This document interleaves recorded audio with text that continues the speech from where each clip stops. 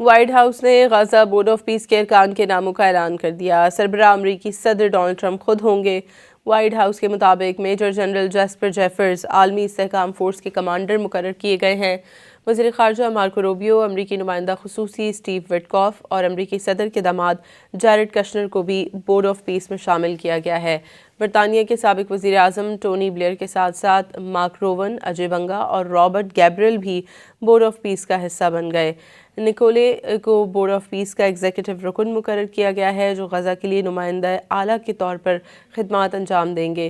یہ board security, انسانی امداد اور تعمیر نو کے منصوبوں میں ہم آہنگی یقینی بنانے کے ساتھ انتظامات چلائے گا۔ وائٹ ہاؤس نے غزہ بورڈ آف پیس کے ارکان کے ناموں کا اعلان کر دیا۔ سربراہ امریکی صدر ڈونلڈ ٹرمپ خود ہوں گے۔